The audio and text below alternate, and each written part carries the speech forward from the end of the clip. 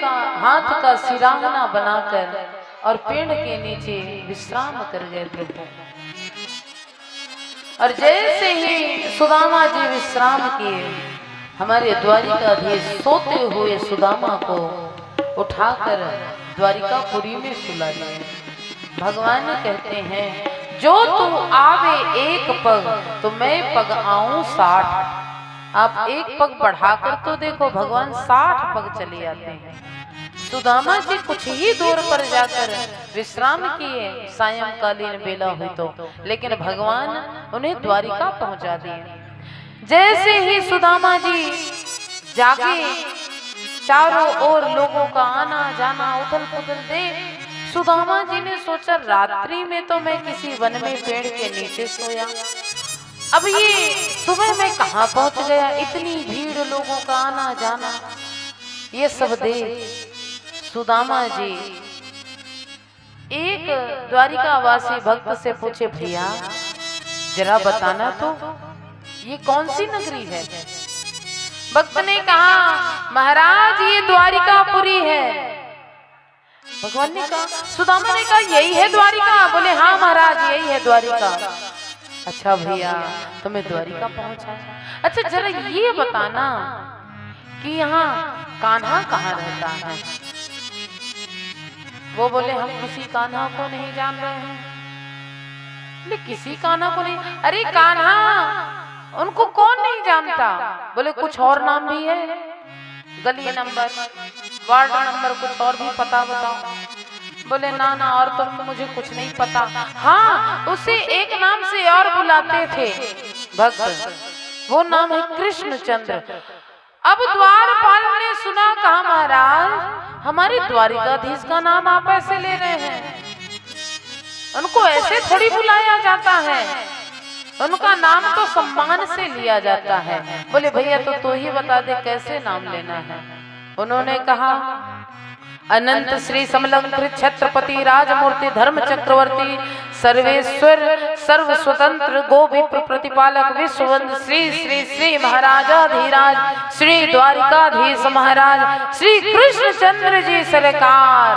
अब इतना नाम सुन सुदामा ने कहा ओ भैया इतना लंबो चौड़ो नाम है गो मेरे लाला को। बोले हाँ महाराज उनको तो इसी नाम से पुकारे।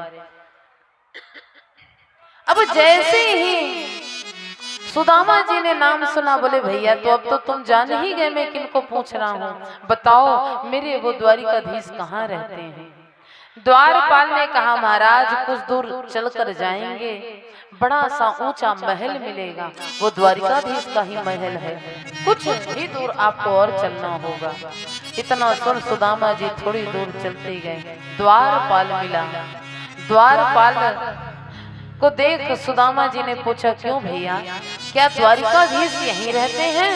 द्वारपाल ने कहा हाँ महाराज द्वारिकाधीश हमारे यहीं रहते हैं। तो बोले भैया तो फिर एक काम करो, जाकर तुम अपने द्वारिकाधीश को खबर दे दो कि उनसे मिलने उनके बचपन का मित्र सुदामा आया है। अब बचपन का मित्र जब इन्होंने कहा तो द्वारपाल तो पहले सिर से पैर तक देखे, बोल तो रहा है द्वारिकाधीश का मित्र और तन पे ऐसा कपड़ा भी नहीं पड़ा है कि लगे कि द्वारिकाधीश के मित्र हैं। ये तो वही हाल हो गया जी, तन पे न लगता चल पड़े कलकत्ता।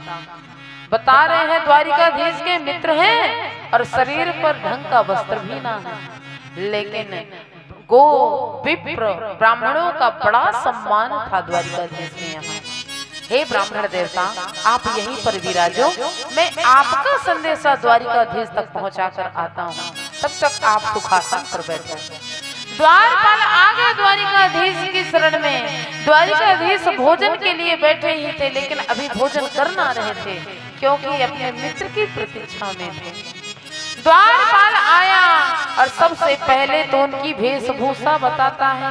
हे द्वारिकाधीश महाराज एक ब्राह्मण देवताएं हैं, स्थिति क्या है उनकी। शीश पगान झगातन पे प्रभु जान की आन बसो के ही ग्रामा, धोती फटी सिलटी दुपटी और पाए पानहु किए नहीं सामा, द्वार खड़ो तुझ दुर्बल रहो चक सुधा भी रामा। लेकिन पूछत दीन दयाल को धाम, बतावत आपन नाम सुदामा। और सुदामा शब्द सुनते ही मेरे द्वारिकाधीश अपने मित्र का नाम सुनते ही अपने मित्र की ओर दौड़ पड़े। कहीं पटका कहीं पादुका रखी रह गई और मेरे भगवान द्वारिकाधीश अपने मित्र के लिए ऐसे विकल होकर दौड़े। आज सुदामा जी स्तब्ध रह गए और मेरे भगवान दौड़े दौड़े जाकर अपने मित्र को अपने हृदय से लगा लिए। बोलिए भक्त वत्सल भगवान की। आज भगवान ने जो सुदामा को हृदय से लगाया, सुदामा जी विचार कर रहे मेरी हड्डियां ना प्रभु को छूटे। कितना सम्मान दे रहा है ये कन्हैया मुझे, इतना प्रेम, जिस प्रेम का मैंने तो विचार भी ना किया था। बड़े सम्मान के साथ भगवान द्वारिकाधीश को, द्वारिकाधीश भगवान श्री सुदामा जी को लेकर अपने महलों की ओर बढ़े। महलों में लेकर आए बड़े सम्मान के साथ।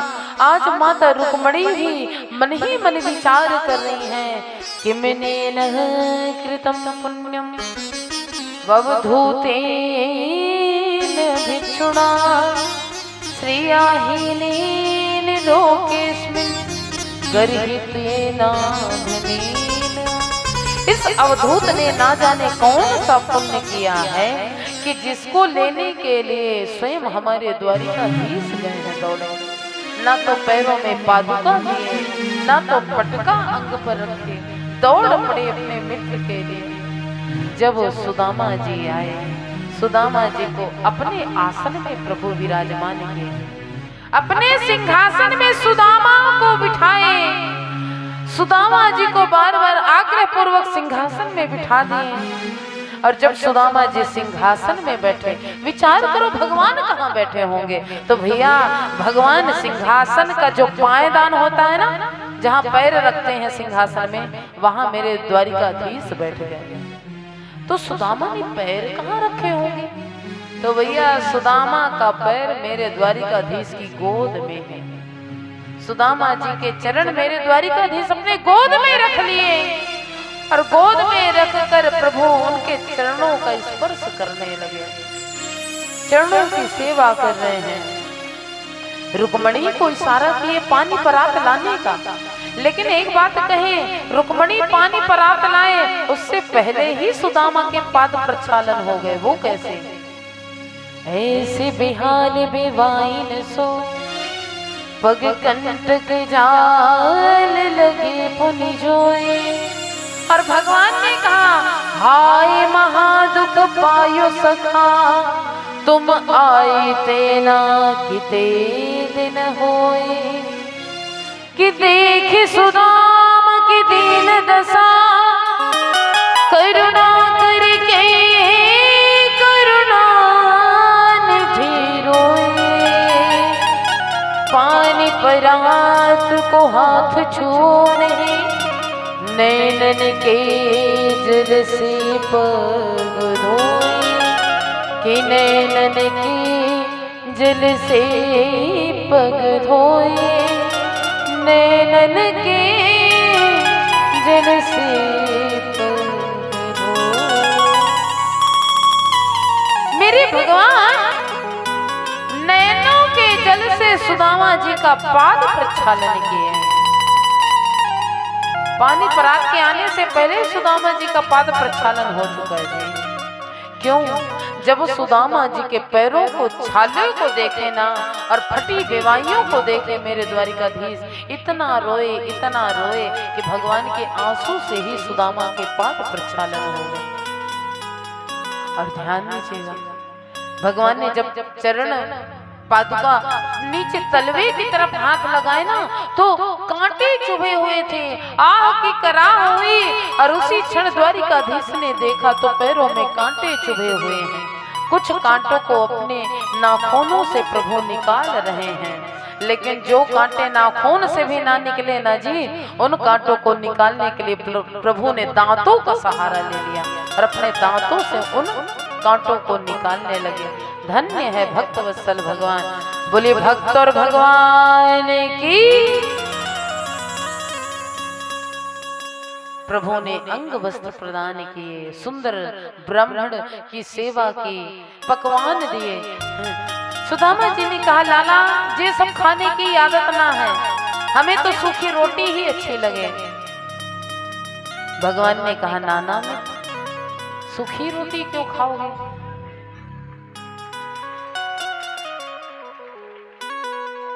भगवान विचार किए आज जो मेरा मित्र पाएगा वही प्रसाद मुझे भी पाना है। भगवान ने सुदामा से कहा मित्र आज तुम जो प्रसाद पाओगे वही प्रसाद हम भी पाएंगे।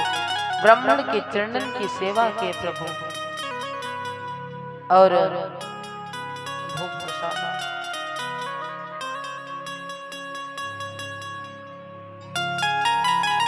आज भगवान ने सुदामा को अपने हाथों से ही सुंदर भोग प्रसाद पवाया।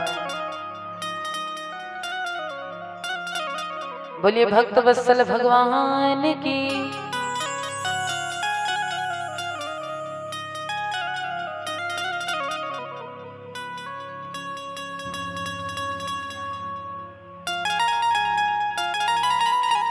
आज मेरे द्वारिकाधीश ध्यान दे, भगवान ने आज अपने मित्र को बड़े प्रेम से बचपन की यादें ताजा करते हुए, अरे मित्र याद है हम बचपन में कैसे खेलते थे, कैसे खाते थे, सब कुछ याद करते हुए भगवान ने सुदामा को प्रेम से भोग पवाया। माता रुक्मणी अब आई कि प्रभु की सेवा है गई तो अब जाके हम भी प्रणाम कर लें, हम भी थोड़ी ब्राह्मण सेवा का सुख लें। तो चरणन में प्रणाम करने आई। माता रुक्मणी सुदामा जी के चरणों में प्रणाम की। सुदामा जी ने आशीष दिया सौभाग्यवती भव, पुत्रवती भव, पति प्रिया भव। रुक्मणी को आशीर्वाद मिला। इतने में सुदामा जी ने कृष्ण से पूछा क्यों रे लाला तेने ब्याह कर लियो? कन्हैया बोले हाँ मित्र ब्याह तो हो गई। क्यों आपने ब्याह ना किया? बोले अरे मैंने भी। तो बोले मित्र फिर आपने क्यों ना बुलाया? बोले अरे लाला मेरी ब्याह तो ऐसे ही हो गई, मत पूछ, और तुझे बुलाने के लिए व्यवस्था भी तो करना चाहिए ना। वैसे यदि मंत्री मिनिस्टर किसी के विवाह में है तो वैसी व्यवस्था भी तो चाहिए। बोले लेकिन तू चिंता, अब तूने तो ब्याह कर ली, बड़ी सुंदर बहू है। इतने में सत्यभामा आई पीछे से, वो भी प्रणाम की।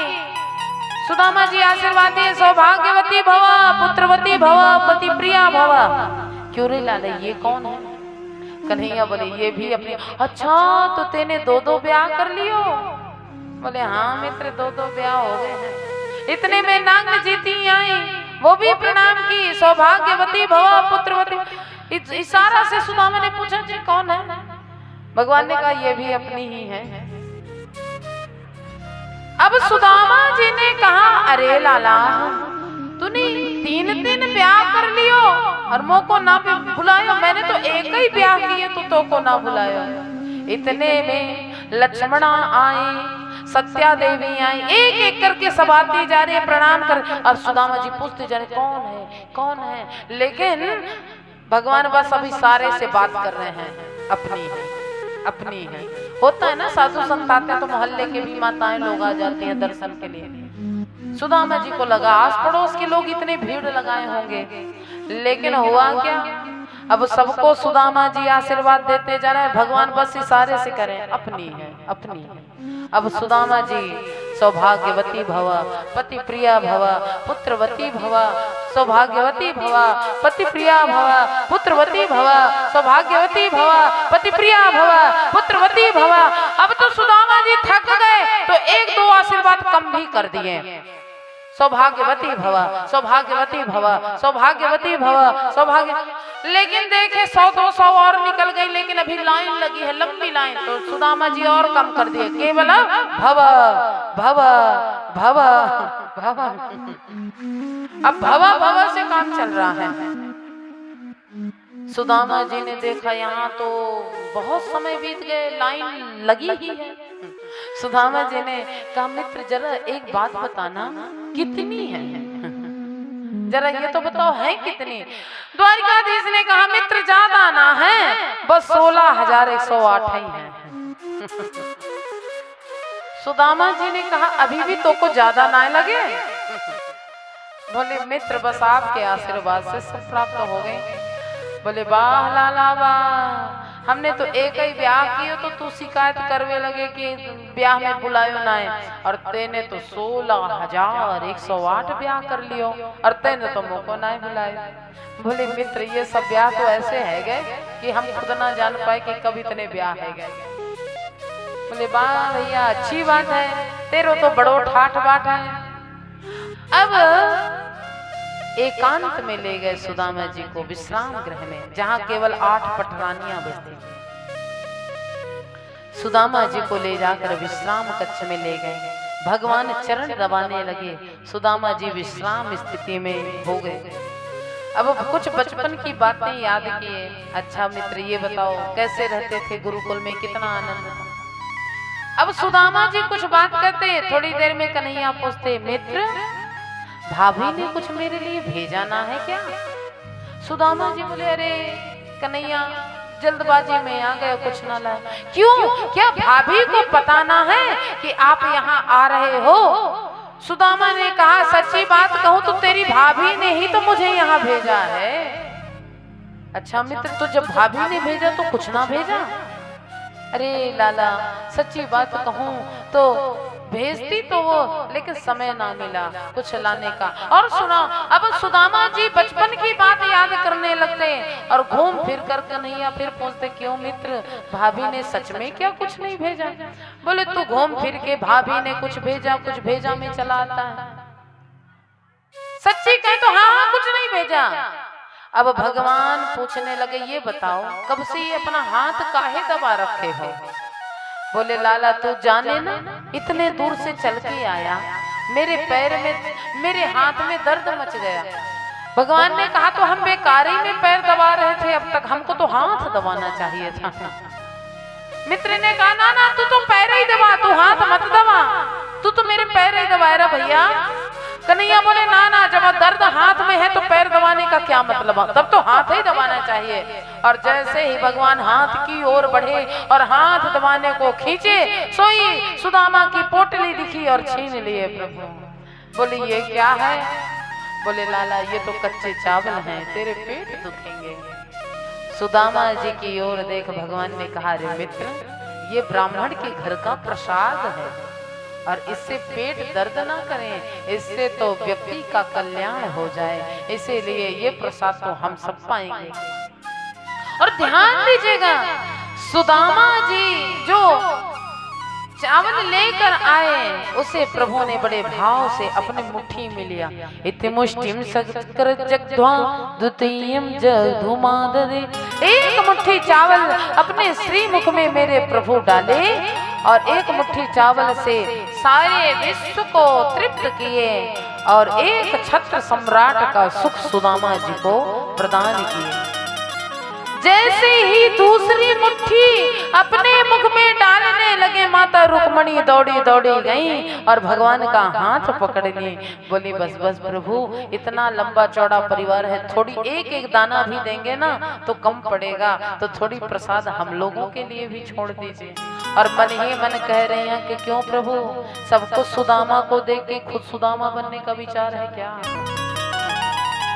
अब भगवान ने रुक्मणी को प्रसाद दिया और बोला, देवी ये ब्राह्मण के घर का प्रसाद है, ऋण से मुक्त होना पड़ेगा। अब ध्यान दीजिए, माता रुक्मणी प्रसाद ली, साथ में सुदामा के बचपन की कुछ बातें शुरू हो गई।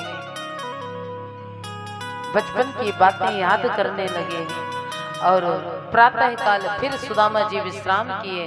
प्रातः काल की बेला भई। सुदामा जी बोले, मित्र अब मेरी इच्छा है मैं अपने नगर को जाऊं। भगवान ने कहा, हाँ हाँ मित्र, मैं बिल्कुल नहीं रोकूंगा, तुम्हारी इच्छा है तो तुम जा सकते हो, तुम दर्शन दे दिए यही मेरे लिए बहुत है। और भगवान तो इसलिए भेजना चाहते हैं कि भगवान ने जो वैभव दिया है उसे जाकर मेरा मित्र स्वीकार करे। जब तक सुदामा जाएंगे नहीं तो सुशीला भी उसको स्वीकार ना करेंगे। माता रुक्मणी ने जो अन्न प्रसाद ग्रहण किया उससे सुशीला को सुंदर स्वरूप प्रदान किया। सुदामा जी जाने लगे। भगवान ने दिखावे में तो कुछ नहीं दिया, लेकिन जब सुदामा जाने लगे तो भगवान ने कहा, मित्र मेरा वस्त्र देते जाना। सुदामा जी को लगा, अरे भैया ये तो एक वस्त्र भी नहीं छोड़ रहा है, तो भगवान को प्रेम से उनका वस्त्र प्रदान किए। सुदामा जी, कोई बात नहीं, ये मेरे मित्र का वस्त्र है। और वस्त्र देकर भगवान सुदामा जी जाने लगे। द्वारिकाधीश ने पूछा, मित्र क्या भाभी ने कोई संदेशा मुझे कहा है? सुदामा जी को याद आ गई, लेकिन मुख में कहे नहीं, मन ही मन याद किए। क्या संदेशा था? एक माह सुदय पाख में दो एकादशी होय, और सो प्रभु दीन दयाल के नित प्रतिदिन मोय। मन में विचार आया, लेकिन सुदामा जी चल दिए। भगवान ने जाते जाते आज मन में संकल्प करके सुशीला के इस संदेशा के बदले अपना संदेशा दिए।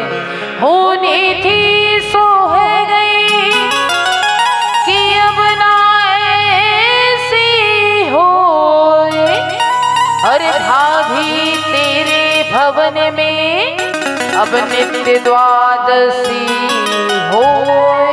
अरे चिंता मत करो, अब तो नित्य सुदामा जी के घर में द्वादशी ही द्वादशी होगी। द्वादशी का मतलब है व्यक्ति खूब खाए और खूब खिलाए, इतनी संपत्ति प्राप्त होती है। आज द्वादशी होने का आशीर्वाद दिए सुदामा जी। चलिए विचार किए। देखिए, सुदामा जी ने तो सुना था कि द्वारिकाधीश के यहाँ बहुत कुछ मिलता है, लेकिन आज सुदामा जी खाली हाथ जब लौट रहे थे तो विचार कर रहे हैं, क्वा हम दरिद्र है पापिया, मैं कितना दरिद्र पापी हूँ। क्वा कृष्ण श्री निकेतनम ब्रह्म बंधुरिति श्याम बाहुभ्याम परिरंभिता। सुदामा जी का चावल भगवान के मुख में गया। अब भैया जो जो अपना अन्न लेकर आए हैं एक पात्र भिजवा दें द्वारिकाधीश को, वो भी अपने घर का अन्न प्रदान करें। हम भी सुदामा भाव लेकर भगवान की शरण में आए हैं और भगवान से एक ही विनती है, हे प्रभु हमारी विनती स्वीकार करिए। 2 पात्र ले जाएं, जो माताएं अभी पोटली रखी हैं और जो भी देना चाहें उसी पात्र में डाल देंगे। पोटली, अपनी चढ़ोतरी और सुदामा का वो सब कुछ आप उसी पात्र में, बार बार पात्र नहीं घुमाया जाएगा। जो लोग विदाई का सोच के कुछ लाए होंगे आप चिंता मत करिए, जो भी पात्र आपके पास पहुंचता है वो अंत में हमारे पास ही आता है। तो आप विदाई का समझ के, चढ़ोतरी का समझ और सुदामा जी को अर्पण करने का समझ के सबको उसी पात्र में डालते जाएंगे। आइए एक भजन, फिर द्वारिका का उपसंहार की कथा सुनेंगे, परीक्षित मोक्ष की कथा सुन के, और फिर हम आप आज किसी को नहीं जाना है, आज सब ब्रज होली का दर्शन करेंगे। आज हम यहाँ वृंदावन की होली मनाएंगे, तो ब्रज की होली का आनंद लेने के लिए सभी शांति से बैठेंगे। आइए आज सुदामा जी के भाव को यही प्रणाम करते हैं। दर्शन की भीख दे दो,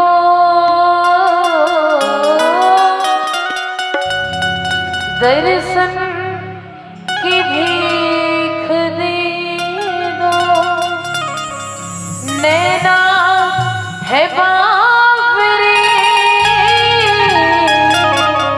आज सुदामा जी गए हैं और कैसा संबंध बना है, जीवन की डोर तुम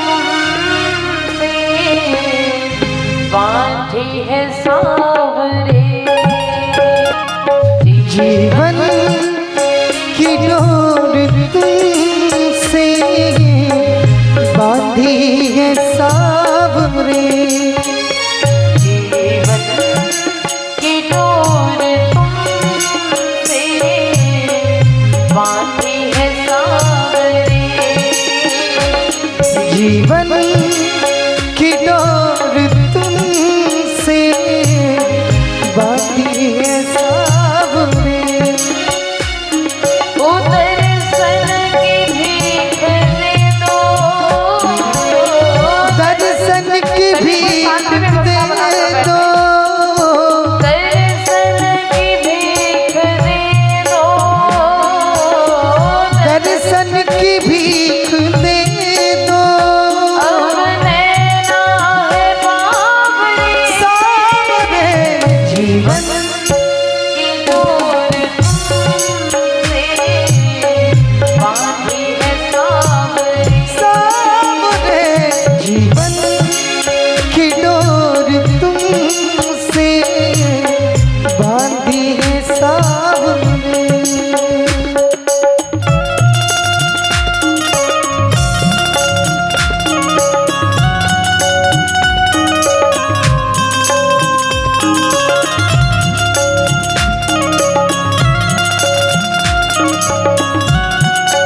सभी कोई भाव से मीठी मीठी ताली की सेवा करते हो, अपनी भी नैया ठाकुर जी के हाथ में सौंप कर भाव से अपनी विनती प्रभु के चरणों में निवेदित करें।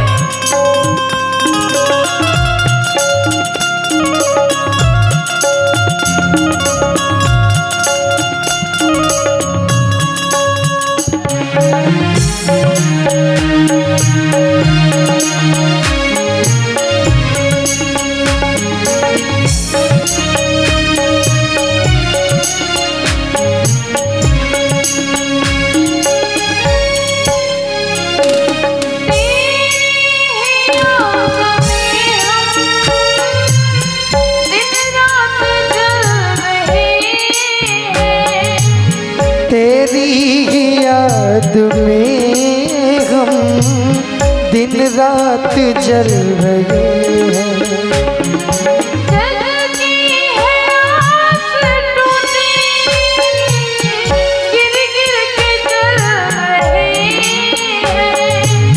जग की है आस टूटी गिर गिर के चल रहे हैं, अब तो मुझे बना ले तेरा दास सांवरे, सांवरे, अब तो मुझे बना ले तेरा दास सांवरे, ओ दर्शन की भीख दे दो,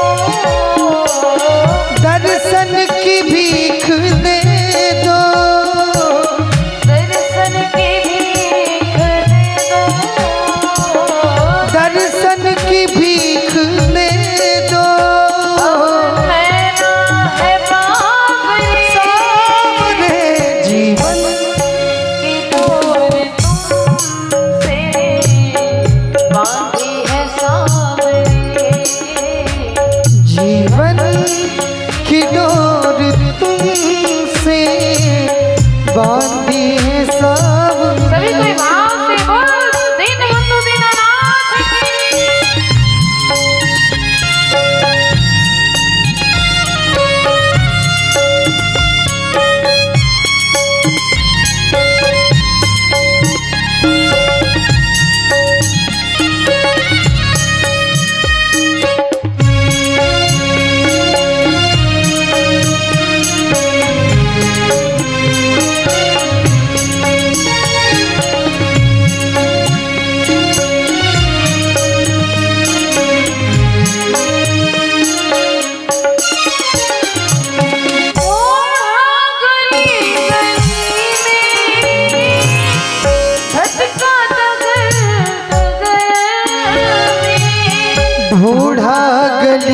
गली में भटका डगर डगर में,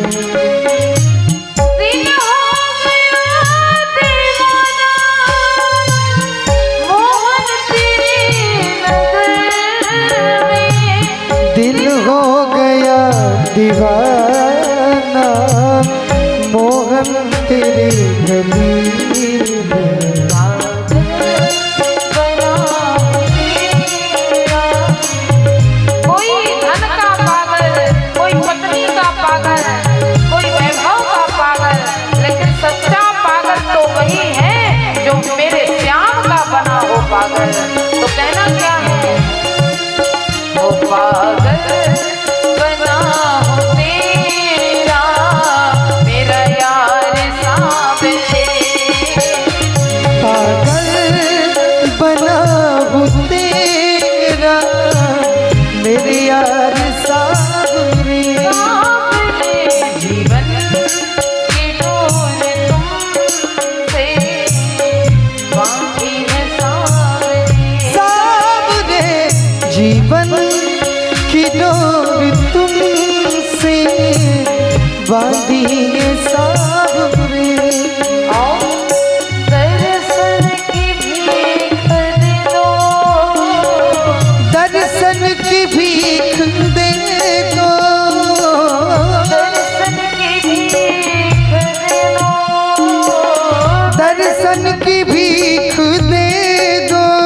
अब नैना है बावरे, सावरे, जीवन की डोर तुमसे बांधी,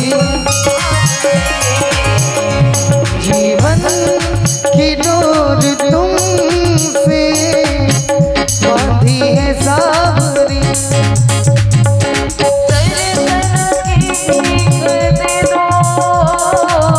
दर्शन की भीख दे दो,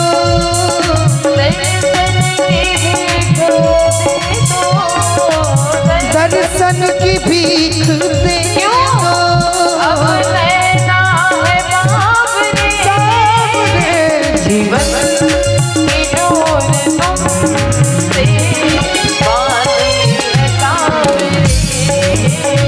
जीवन की डोर तुमसे बांधी है सावरे। जीवन की डोर तुमसे बांधी है सावरे। सावरे, जीवन की डोर तुमसे बांधी है सावरे। जीवन की डोर तुमसे सावरे,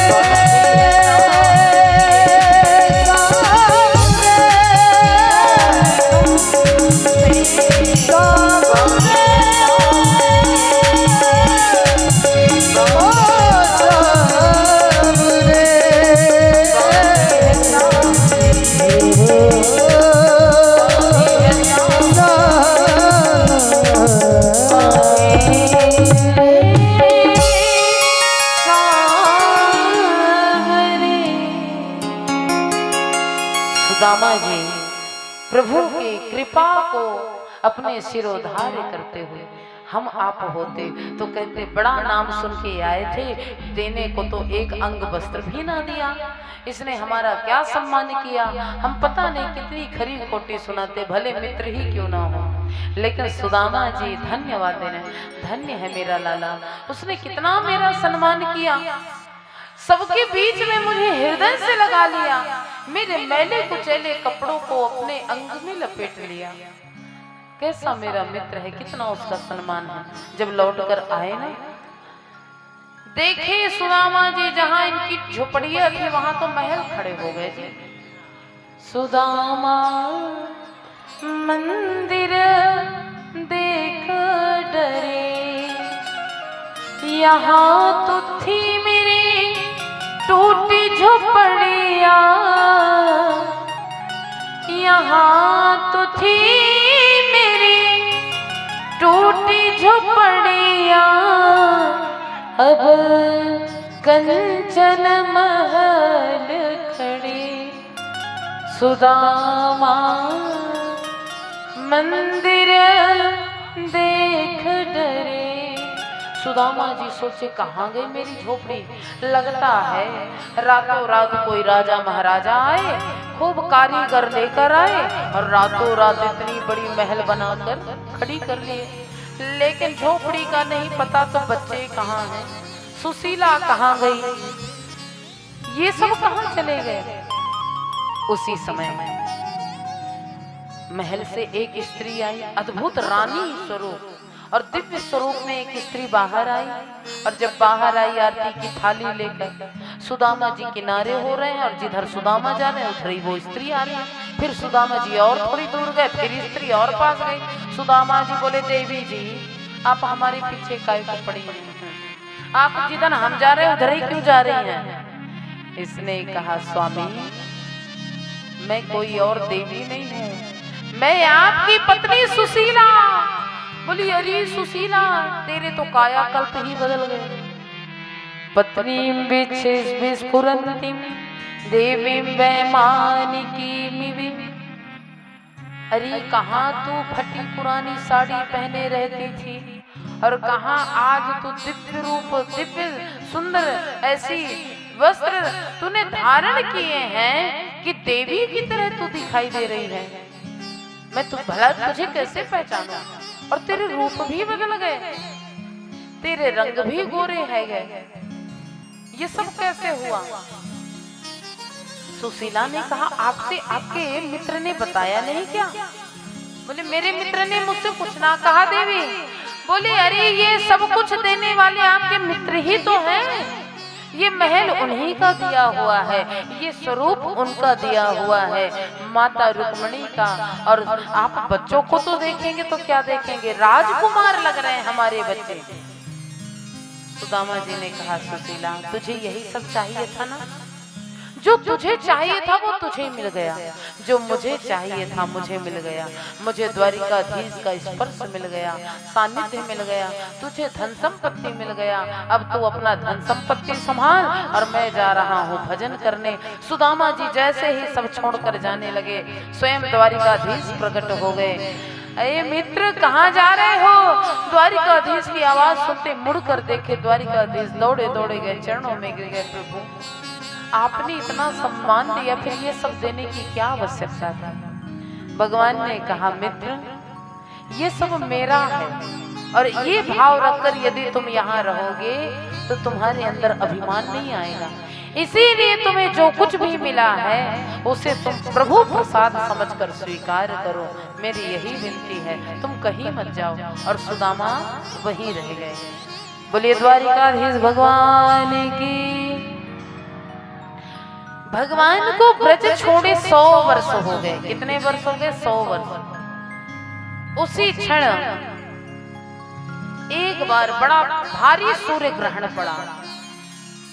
माता देवी की वसुदेव सब कुरुक्षेत्र जाने को तैयार, सबरे द्वारिकावासी कुरुक्षेत्र पहुंचे और इस सूर्य ग्रहण में स्नान करने के लिए सबरे ब्रजवासी भी आज कुरुक्षेत्र आए हैं। आज इतने वर्षों के बाद, कितने 100 वर्ष के बाद आज पहली बार भगवान अपने ब्रजवासियों से मिल रहे हैं और ब्रजवासी भगवान से मिल रहे हैं। सबकी आंखें भीग गई। सब बोले, लाला तुझे देखने के लिए तो ये नेत्र ही थकित हो चुके थे, हम सब व्याकुल हो रहे थे, पता नहीं अब दोबारा लाला का दर्शन मिलेगा कि नहीं। लेकिन अब तो तेरा खूब वैभव हो गया लाला। ब्रजवासियों को भगवान हृदय से लगाए और हमारी श्री किशोरी जी राधा रानी सरकार भी आज मेरे प्रभु श्री कृष्ण का दर्शन किए। कृष्ण भी राधा रानी से मिले और कृष्ण क्या, जितनी पटरानियां थी वो सब राधा रानी के चरणन की सेवा के चरणों में गिर गए। धन्य है आप किशोरी जो चरणन की सेवा के। और आज राधा रानी के स्वरूप को देखकर माता रुक्मिणी प्रसन्न है गई। अरे ये तो ऐसा रूप है जी कि कृष्ण की कौन कहे, जो इस रूप को देख ले वही लुभा जाए। किशोरी जी की कृपा उन्हीं को मिलती है जी, जाके जन्म जन्मांतर कल्प कल्पांतर के पुण्य एकत्रित होते हैं। धन्य है किशोरी जी की कृपा। सब वहीं विराजमान थे और माता देवकी ने कहा, कृष्ण मेरी एक इच्छा है कि पद्मामृतम पयस्तस्यां पीतशेषं गदाभृतं अब तक मेरे जो 6 पुत्र मरे ना बेटा, उनको मैंने जी भर के देखा भी नहीं था, अपना स्तनपान भी नहीं कराया था। तो मेरी एक विनती है, मैंने सुना है तू अपने गुरु के पुत्र को लाकर गुरु को दिया है, मृत पुत्र को लाकर दे दिया, तो तुम मेरे भी पुत्रों को लाकर मुझे दे दे, तो एक बार स्तनपान तो करा दो। तब भगवान द्वारिकाधीश ने अपने 6 भाई असन, मरी, सतपुत्र, पूर्णायाम, पृथ्वन, तरे, ये 6 भाई कृष्ण के हैं जो कृष्ण से पहले मारे गए हैं। कृष्ण बलदाव से पहले जो मारे गए 6 भाई, उन 6 भाइयों को लेकर आए। उन 6 को माता देवकी ने स्तनपान कराया। भगवान का उच्छिष्ट प्रसाद ग्रहण करने के कारण 6 का उद्धार हो गया, 6 वैकुंठ धाम में चले गए। इस प्रकार से भगवान ने अपने भाइयों का उद्धार किया। एक बार भृगु महाराज जी देखने गए कि देखें कौन भगवान श्रेष्ठ हैं, ब्रह्मा विष्णु महेश में कौन श्रेष्ठ हैं, ये देखने के लिए गए। ब्रह्मा के पास जाकर कुछ क्रोध में वचन कहे, ब्रह्मा जी क्रोधित हो गए। शंकर जी के पास क्रोधित वचन कहे, शंकर जी क्रोधित हो गए। लेकिन विष्णु जी की और कड़ी परीक्षा ले लिए, यहाँ आकर कुछ बोले नहीं, भगवान के सीने पर अपने पाद प्रहार कर दिए। लेकिन द्वारिकाधीश भगवान श्री नारायण प्रभु भृगु महाराज के चरण दबाने लगे। प्रभु आपके चरणन को चोट तो ना लगी? भृगु महाराज दोनों भुजा उठा के कह दिए, यदि सर्वश्रेष्ठ कोई देव है वो है नारायण। बोलिए लक्ष्मी नारायण भगवान की। इसी क्रम में भस्मासुर भगवान भोले बाबा से एक वृकासुर नाम, जिसको भस्मासुर भी कहा जाता है, इसने तपस्या की और तपस्या करके भोले बाबा से वरदान मांगा कि जिस पर हाथ रखूं वो जलकर राख हो जाए। इस भोले बाबा ने एव मस्तु कह दिया। भोले बाबा का स्वभाव है जी, अपने भक्त जो भी मांगे तुरंत दे देते हैं। जैसे हमारे यजमान जी एक दिन कह रहे थे कि मुझे ये कथा दिलाने वाले और गोपाल जी से मिलाने वाले भोले बाबा ही हैं। हमने कहा ये बात तो बिल्कुल आप सत्य कह रहे हैं, क्योंकि भोले बाबा की पूजा करो तो कृष्ण से भेंट है जाएगी और ठाकुर जी की पूजा करो तो भोले बाबा की भक्ति मिल जाएगी। ये एक दूसरे के ही इष्ट देव हैं, इसीलिए इन एक दूसरे की पूजा सबको करनी चाहिए, हमेशा हरिहरात्मक पूजा होनी चाहिए। तो भोले बाबा जब आशीर्वाद दिए, ये वृकासुर भोले बाबा के पीछे ही दौड़ पड़ा कि देखो आशीर्वाद काम कर रहा है कि नहीं। भोले बाबा बोले, अरे भले आदमी, मैंने आशीर्वाद दिया और मेरे ही सिर पर हाथ रखेगा? बोले देखना चाहता हूँ कि काम कर रहा है कि नहीं आशीर्वाद। भोले बाबा आगे आगे भागे, पीछे पीछे भस्मासुर, नारायण प्रभु बीच में मिल गए कन्हैया। बोले रुक जाओ, क्यों वृकासुर कहाँ जा रहे हो? बोले इन्होंने आशीर्वाद दिया है कि मैं जिस पर हाथ रखूंगा जलकर राख हो जाएगा, तो इनके ऊपर हाथ रखने जा रहा था। भगवान नारायण ने कहा, अरे इनका जो आशीर्वाद है ना वो हमेशा से झूठा रहा है, किसी को सफल नहीं हुआ वो आशीर्वाद। एक बार इन्होंने मुझे भी आशीर्वाद दिया, कोई सफल नहीं हुआ। एक काम करो, यदि इनका आशीर्वाद सच्चा होगा ना तो तुम अपने हाथ अपने ही सिर के पास ले जाओ। यदि भस्म होना होगा ना तो गरम गरम लौ तो आएगी ना, थोड़ी तो एहसास होगा, पता चल जाएगा। भस्मासुर हाथ पास, बोले प्रभु गरम ना लग रहा। बोले थोड़ी और पास, थोड़ी और पास। अब गरम लग रहा? नहीं प्रभु बिल्कुल नहीं। बोले हल्का गरम तो लग रहा होगा यदि आशीर्वाद सच्चा होगा तो। बोले नहीं प्रभु जरा भी नहीं, जरा भी लौ नहीं आ रही। बोले थोड़ी और पास ले जाओ, थोड़ी और पास। और ऐसा कर करके उसी का हाथ उसी के सिर पे नारायण प्रभु रखा दिए और वो जलकर राख हो गया। बोले भक्तवत्सल भगवान की। तो ऐसे हैं प्रभु, अपने भक्तों की रक्षा करते हैं और भगवानों की भी रक्षा करने चले जाते हैं भगवान। अब आइए एकादश स्कंद में यदुवंश के शाप की कथा। यदुवंश कैसे समाप्त हुआ? एक बार जामवती का पुत्र सांब। सांब कुछ संत आए थे द्वारिका में। भगवान ने हमेशा शिक्षा दी, हमेशा संतों का सम्मान करना। जामवती के पुत्र सांब अपने पेट में कुछ कपड़े बांध लिए, साड़ी पहन ली, गर्भवती स्त्री बनकर उन संतों की सभा में पहुंच गए। कुछ और भी संग में सखा मित्र थे। महात्माओं से बोले, कौन महात्मा है? कोई साधारण महात्मा नहीं है। विश्वामित्रो वसितः कंडो दुर्वासा भृगुरंगिरा। दुर्वासा मुनि, विश्वामित्र जी, भृगु महाराज, बड़े बड़े संत महापुरुष हैं, उनकी परीक्षा लेने गए हैं। और जब पहुंचे बोले, महाराज जरा ये तो बताइए, ये जो स्त्री आई है इसके पुत्र होगा कि पुत्री? संतों ने ध्यान लगाया, ये तो पुरुष है। संतों ने कहा, ये हमारी परीक्षा लेने आए हैं। बड़े क्रोधित हुए संत और उन्होंने श्राप दिया, ये पुरुष के ना तो पुत्र होगा ना पुत्री, इस पुरुष के पेट से मूसल निकलेगा और वो मूसल तुम्हारे वंश का विनाश करेगा। अब साबरे ग्वाल वाल सका दौड़े आए इनके सब, और आकर जैसे ही साड़ी खोले तो मूसल निकला।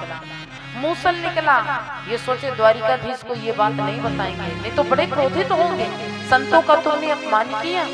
इसके लिए इन्होंने क्या किया, लकड़ी का भाग खिसकर किनारे फेंक दिया और लोहे का भाग समुद्र में डाल दिया। लोहे का भाग एक मछली के पेट में चला गया और वो जो लकड़ी का भाग खिसा गया था उससे घास प्रकट हो गए, नुकीले घास। अब ध्यान दीजिएगा, जरा नाम का मछुआरा वो मछली पकड़ा और जब मछली पकड़ा तो मछली को ले गया, काटा, लोहे का भाग बाण बनाया, तीर। और जब भगवान बैठे हुए थे सुखासन पर, इच्छा कर रहे थे कि अब मुझे लीला को समाप्त करके अपने धाम को जाना चाहिए, उसी समय वो मछुआरा अपना बाण, जरा ने अपना बाण मारा, भगवान के चरणों में जाके लगा। जरा ने क्षमा मांगी, प्रभु मुझे क्षमा करिए, मुझसे भूल हो गई। भगवान ने कहा, नाना तुम मेरी ही इच्छा से ये बाण चलाए, अब मैं अपनी लीला को समाप्त करना चाहता हूँ, ऐसा ना हो कि धरती के लिए मेरा ही वंश भार बन जाए। तब भगवान ने उद्धव जी को भेजा, आप जाइए बद्रिकाश्रम में रहिएगा, उससे पहले आप मेरे पिता को मेरे स्वरूप का ज्ञान कराएं। अभी भी वसुदेव देवकी को यही लगता है कि कृष्ण हमारा पुत्र है, लाला है, आप बताएं कि मैं कौन हूँ। तब उद्धव जी ने वसुदेव देवकी को भगवान कृष्ण का स्वरूप समझाया और कृष्ण का स्वरूप समझाकर उन्हें समझाए कि भगवान ही आपके यहाँ पुत्र रूप में आए हैं, इस धरती के भार का हरण करने के लिए। वसुदेव देवकी समझे और प्रभु का दर्शन करके प्रभु के चरणों में प्रणाम किए। अब ध्यान दीजिएगा, उद्धव जी जाने लगे, बोले प्रभु मुझे भी कुछ ज्ञान दे दीजिए। तब भगवान ने उद्धव को ज्ञान दिया और उद्धव को अपने कुल के ही यदु महाराज की कथा सुनाई। यदु महाराज एक बार दत्तात्रेय जी से मिले। दत्तात्रेय जी कौन है? इन्होंने अपने जीवन में 24 गुरु बनाए हैं। आप बोलेंगे हम तो सुने हैं गुरु एक ही होना चाहिए, फिर 24 कैसे बन गए? तो ध्यान दीजिए जी, कान में मंत्र फूकने वाले गुरु एक होने चाहिए, लेकिन जीवन में शिक्षा लेने वाले गुरु अनेक होने चाहिए। हर एक जीव से कुछ ना कुछ शिक्षा लेते रहना चाहिए। जीवन में हर पल हमें सीखने को मिलता है। पृथ्वी वायु आकाश मापो अग्नि चंद्रमा रवि कपोतो अजगर सिंधु पतंगो मधुकदाग्रजा मधुआ हरिणो मीन पिंगला कुरुरोर्भक कुमारी सरकृत सर्प उड़ना नाभि सुपेश कृत। पृथ्वी से सीखो कम खा गम खा। पृथ्वी माता में कितनी सहन शक्ति है। आप गुस्सा करते हो, पैर पटक देते हो, पृथ्वी शांत रहती है। मान लो कभी पृथ्वी को गुस्सा आ जाए ना और थोड़ी सी हिल भी देना तो हम सब प्रलय काल में पहुंच जाएंगे, रसातल की ओर। लेकिन धन्य है माता पृथ्वी, हमारे क्रोध सहन करती है, बम विस्फोट सहन करती है, लोहे कुल्हाड़ी कुदारी सब हम चलाते हैं धरती पर, वो भी सहन करती है, फिर भी हमें अनाज देती है, हमें फल देती है, हमेशा हमारे हित का ही। इसी प्रकार से व्यक्ति को सहनशील होना चाहिए जीवन में। कितना भी दुख आ जाए सब कुछ सहन कर लेना चाहिए। आकाश को गुरु बनाए, आकाश से सीखे, अलग रहो असंग रहो। आकाश कितना अलग है, देखने में तो लगता है बस अब हाथ का स्पर्श हो जाएगा, बस थोड़ी दूर और चलेंगे तो आकाश को छू लेंगे, लेकिन आकाश बिल्कुल अलग है। इसी प्रकार से देखने में तो संसार में रहो, लेकिन मन को आकाश की तरह असंग बनाकर रहो। जितना ज्यादा संग करोगे ना, उतना ही ज्यादा मृत्यु के समय तकलीफ होती है। जितना ज्यादा प्रेम करोगे ना संसार से, उतना ही संसार छोड़ने में दुख होता है। इसीलिए संसार को मन में ना बसाओ, संसार में बसो, लेकिन संसार को मन में ना बसने दो। अग्नि को गुरु बनाए, अग्नि में जो डालो जलकर राख हो जाता है। ऐसे ही आपके जीवन में हो जाना चाहिए। कोई खूब सम्मान दे तो भी कोई फर्क नहीं पड़ना चाहिए, कोई अपमान कर दे तो भी फर्क नहीं पड़ना चाहिए। अग्नि की तरह रहना चाहिए, चंद्रमा की तरह शीतल रहना चाहिए, रवि सूर्य की तरह दूसरों को प्रकाशित करते रहना चाहिए। यदि हम किसी के उपयोग में आ सके तो उसका काम अवश्य करिए। क्यों? हर एक दिन किसी ना किसी की मदद करनी चाहिए। कपोतो अजगर सिंधु, हमें अजगर को गुरु बनाए दत्तात्रेय जी, अजगर से शिक्षा लेनी चाहिए। अजगर पड़ा रहता है, जब खाने को मिल गया खा लिया, फिर पड़ा रहा। ऐसे ही व्यक्ति हम पूरा जीवन कमाने खाने में निकाल देते हैं। अरे जो मिल जाए प्रेम से खाइए, प्रेम से प्रसाद पाइए, हरि गुण गान गाइए, प्रेम से पाइए जो मिल जाए, और भगवान का नाम लेते उनको धन्यवाद करते रहे आइए। लेकिन हमें चाह हमारी खत्म नहीं होती। उन्होंने मधुमक्खी को गुरु बनाया, मधुमक्खी खूब संग्रह करती है, और कोई आता है छत्ता तोड़ता है और सारे रस लेकर चला जाता है। हम भी यही करते हैं, खूब धन इकट्ठा करते हैं, सोना चांदी बैंक बैलेंस बनाते हैं। एक दिन हम तो ऊपर पहुंच जाते हैं और हमारे कोई आते हैं छत्ता तोड़ के आनंद लेते चले जाते हैं। तो हम किसके लिए इकट्ठा करते हैं? हमेशा दूसरों के लिए। अपने लिए हमने क्या किया? ईमानदारी से बताएं तो हमने अपने लिए कुछ नहीं किया जी। हमने तो अपने लिए इन 7 दिनों में जो कथा सुनी है ना, यही हमारा पर्सनल अपना है। बाकी सब कुछ पराया है, कुछ भी संग नहीं जाने वाला है। ये कथा ही हमारे संग जाने वाली है। इसीलिए जीवन में कथा को उतार लेना चाहिए। और इस प्रकार से भगवान ने उद्धव जी को सत्संग दिया, और उद्धव जी को सत्संग देने के पश्चात भगवान उद्धव जी को भेज दिए, जाओ उद्धव, जाकर बद्रिकाश्रम में जाओ। और भगवान ने लीला का संवर्धन किए। यदुवंशियों में आपस में ही झगड़ा हुआ। वो जो नुकीली घास थी ना, जिसको वंश विनाश का श्राप दिए मूसल निकला, वही त्रिशूल बाण का काम करने लगे। जैसे भाला ना होवे जे, ऐसे एक दूसरे को मार मार के और समुद्र में द्वारिका समाहित हो गई। भगवान अपने धाम को जाने लगे, और धाम को जाते हुए देखने में तो लगा भगवान धाम को गए, लेकिन सच्ची बात तो यह थी कि भगवान कहीं और नहीं गए। जैसे आकाश में बिजली चमकती है वर्षा होने पर, वैसे ही सौदाम्या यथाकाशे यातना हित्वा भ्रमंडलम गतिर्न लज्जते मत्ये तथा कृष्ण से दैवतः। प्रमाण है, भगवान बिजली की भांति चमक कर, और भगवान की चमक कहीं नहीं गई। श्रीमद् भागवत महापुराण में श्री ठाकुर जी आकर समाहित हो गए। इसीलिए भागवत महापुराण को कोई ग्रंथ मत मानो, किताब मत मानो। भागवत कथा तो भगवान की साक्षात प्रतिमूर्ति है, वांगमयी प्रतिमूर्ति है। इसीलिए भागवत को भगवान ही मानना चाहिए, साक्षात नारायण ही मानो भागवत भगवान।